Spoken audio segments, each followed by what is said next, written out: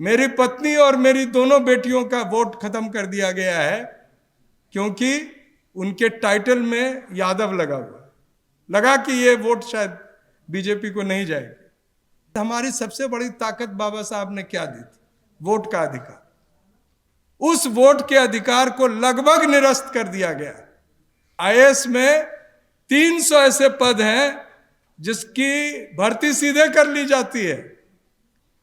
कोई परीक्षा में उनका रैंक क्या था उसको सीक्रेट रखा जाता है, और वो कौन लोग हैं और किनको बनाया जाता है, अगर आप आरटीआई से पूछेंगे तो आपको नहीं पता चलेगा।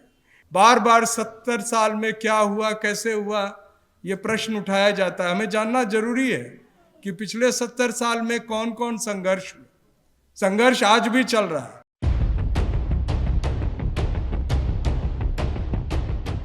जय साहू जी महाराज, जय महात्मा फूले,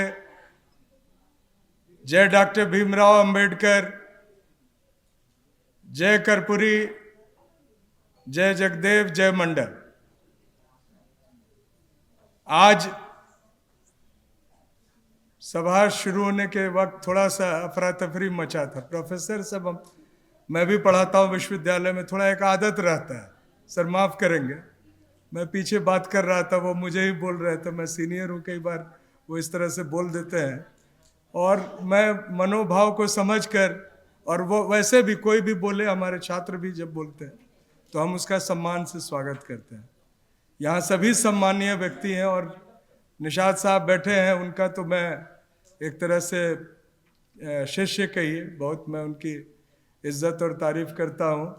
बलराज मलिक साहब हैं, और एक खास बात है कि बीपी मंडल बिहार के जब पिछड़े वर्ग से मुख्यमंत्री, सबसे पहले पिछड़े वर्ग का मुख्यमंत्री बनना था, और उस समय जो सामाजिक माहौल था, जो सोशलिस्ट पार्टी थी, उसमें मांग उठ रही थी कि अधिकतर 67 और 70 विधायक ओबीसी है, तो ओबीसी का मुख्यमंत्री क्यों नहीं बने, और एक त्रिवेणी संगम बना था जिसमें ओबीसी की 3 प्रमुख जातियां ने मिलकर एक मुहिम छेड़ा था, जिसमें जो कोयरी समाज के लोग थे, यादव समाज के थे और कुर्मी समाज के थे।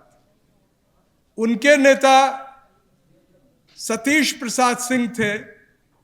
चूंकि बीपी मंडल को मना किया गया कि आपको मुख्यमंत्री नहीं बनने दिया जाएगा, तो एक दिन के लिए सतीश बाबू मुख्यमंत्री बने थे, और उनके पुत्र, हमें सौभाग्य है सुशील कुमार जी आज यहाँ उपस्थित हैं, तो मुझे वो सारा मंजर याद आ गया। इसलिए यहाँ जो बैठी माता हैं और जो हमारे प्रबुद्ध लोग हैं, सभी से मैं गुजारिश करना चाहूँगा कि जो बार बार 70 साल में क्या हुआ, कैसे हुआ, ये प्रश्न उठाया जाता है। हमें जानना जरूरी है कि पिछले 70 साल में कौन कौन संघर्ष आज भी चल रहा है।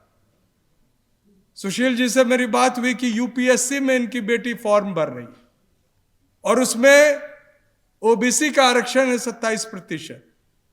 उसमें आपको नॉन क्रीमी लेयर सर्टिफिकेट लेना पड़ता है, और उस सर्टिफिकेट को इतना मुश्किल बना दिया गया है कि कोई वकील भी चाहे तो उसको तुरंत नहीं भर सकता है। एक साधारण ओबीसी का छात्र जो क्लेम करता है, जो आईएएस बनना चाहता है, कलेक्टर बनना चाहता है, आप ही के घर के हो सकते हैं, उनको किन मुश्किलों का सामना करना पड़ रहा है। और ये जो आज मंच है वी द पीपल के साथ साथ जो भी सहयोगी संगठन है, एक छात्र हमसे पूछ रहे थे कि आप क्या कर रहे हैं, हम लोग उसी नैरेटिव को संसद तक पहुंचाना चाहते हैं।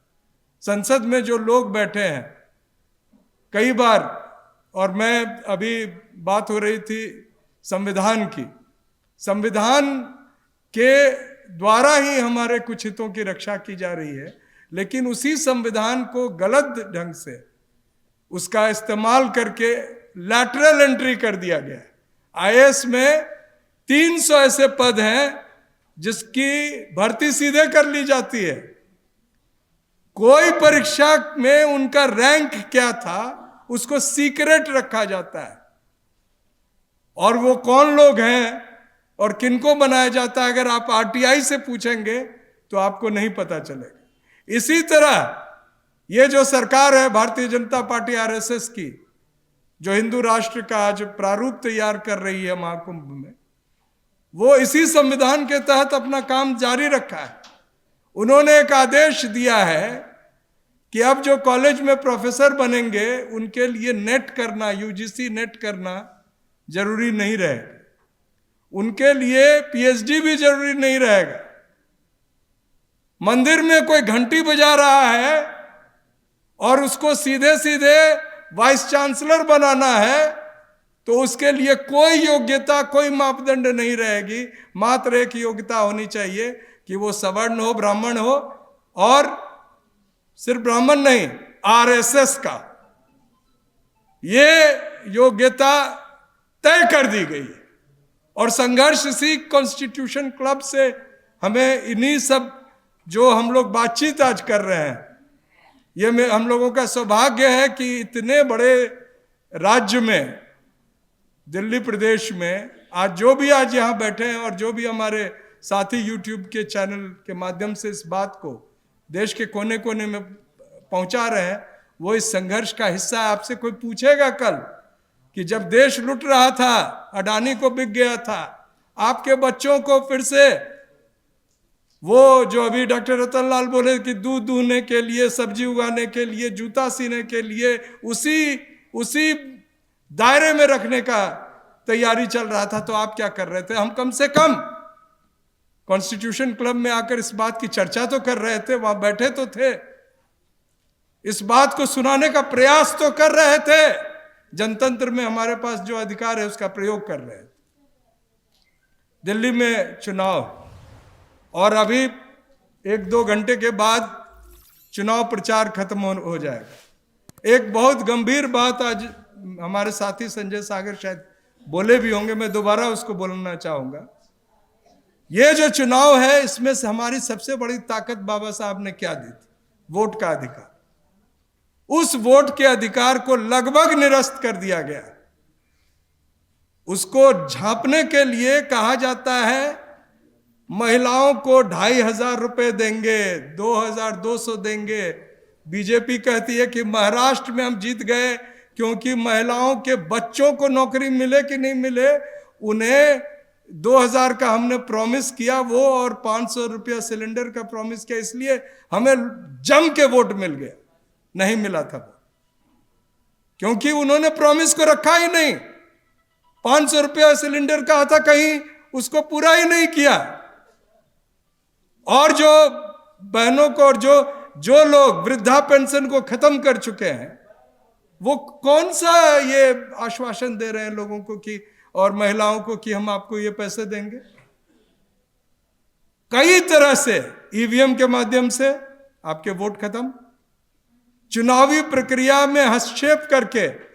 एक खास बात आप लोग नोट करें, दिल्ली के कई वोटर्स होंगे यहां, मेरे ही घर में मेरी पत्नी और मेरी दोनों बेटियों का वोट खत्म कर दिया गया है, क्योंकि उनके टाइटल में यादव लगा हुआ, लगा कि ये वोट शायद बीजेपी को नहीं जाएगी। इसके साथ साथ अभी जो उन्होंने डेटा दिया है बहुत ही चिंताजनक है। दिल्ली के कई कॉन्स्टिट्यूएंसीज में कहीं 2000, कहीं 3000 और कहीं 34,000 वोट। केजरीवाल साहब के कॉन्स्टिट्यूएंसी में लगभग 27,000 वोट खत्म कर दिया गया, निपटा दिया गया है। चुनाव परिणाम आज चुनाव होने से पहले मैं घोषित कर रहा हूं। दिल्ली में जो चुनाव होगा, भारतीय जनता पार्टी के 7 विधायक की जगह लगभग 21 विधायक आ जाएंगे। हालांकि सत्ता में नहीं आएंगे, बाद में वो खरीदेंगे आम आदमी पार्टी के लोगों को, और आम आदमी पार्टी के अधिक विधायक आएंगे लाख चोरी के बावजूद भी। लेकिन फिर आप कहां रहे जब चुनावी प्रक्रिया में आपके वोट का अधिकार समाप्त हो गया? बहुत सारी बातें हैं। अभी मैं तेलंगाना में कल था, वरांगल में एक ओबीसी महासम्मेलन था, और इन्हीं सब बातों पर चर्चा हो रही थी। बात, अभी चूंकि माननीय सांसद भी आ गए हैं, एक बात कह के मैं समाप्त करना चाहूँगा कि राहुल जी से हमारी 2-3 बार वो बात हुई। वो संविधान लेकर खूब घूमते हैं, लेकिन उस संविधान के अंदर पन्नों का क्या हाल है वो शायद नहीं देख रहे।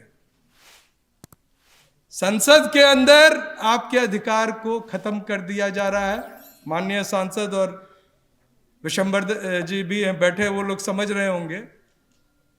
नीट में चोरी हुई, कुछ नहीं कर पाए। बीजेपी सरकार ने घोषणा की जनगणना होगी, जाति पर चुप है, कुछ नहीं कर पाए। तमाम अग्निवीर को आपने कहा था कि उसकी जगह रेगुलर सेना में भर्ती होंगे, रोजगार उपलब्ध कराए जाएंगे, कुछ नहीं हुआ। आपने कहा और इधर ओबीसी के सारे सीट्स ईडब्ल्यूएस में कन्वर्ट हो गए रहे। सारे सीट्स पर एनएफएस, नॉन फाउंड सूटेबल, आपके लोग बच्चे जाते हैं, वहां कहा जाता है कि ये पीएचडी करके आए तो भी योग्य नहीं। आप कुछ नहीं कर पाए, तो क्या विचार है? कम से कम एक दिन तो सड़क पे देखिए। और ये अपील सिर्फ राहुल गांधी जी से नहीं, मैं उनको व्यक्तिगत तौर पे बोल चुका हूं। मैं बोल चुका हूं कि शायद भारत बंद बना करने की आपकी ताकत नहीं होगी, लेकिन आप एक दिन के लिए महात्मा गांधी की तरह अनशन तो कीजिए, भूख हड़ताल तो कीजिए कि हमारी बात को नहीं सुनी जा रही है और क्या देश की जनता मेरे साथ है तो वो भी मेरे साथ कम से कम 5 घंटे तक भूख हड़ताल पे बैठे। मैं यही अपील अखिलेश जी से भी, भाई अखिलेश जी से करना चाहूंगा, तेजस्वी जी से करना चाहूंगा, एमके स्टालिन साहब से करना चाहूंगा, शरद पवार जी से करना चाहूंगा और इन तमाम लोगों से आग्रह करना चाहूंगा, अरविंद केजरीवाल जी से भी करना चाहूंगा। सामाजिक न्याय पर कई मुद्दों पर वो भटके हुए हैं, लेकिन मैं ये मान के चल रहा हूं कि कम से कम संविधान बचाने में वे हमारे साथ खड़े होंगे। तो इन मुद्दों को मैं इसलिए इस बात को बहुत ही जज्बाती तौर से ले रहा हूं क्योंकि हर एक संघर्ष में निजी तौर पर डॉक्टर रतनलाल ने नहीं बताया, 10-10 साल तक हम लोगों का प्रमोशन रुका हुआ, चूंकि हम लोग उस बात को कहते हैं जिस बात को वो सुनना नहीं चाहते। मैं आपसे पुनः इस विनती के साथ विदा हो रहा हूं कि हम लोग इस संघर्ष को सड़क पर भी लाएं। जय संविधान।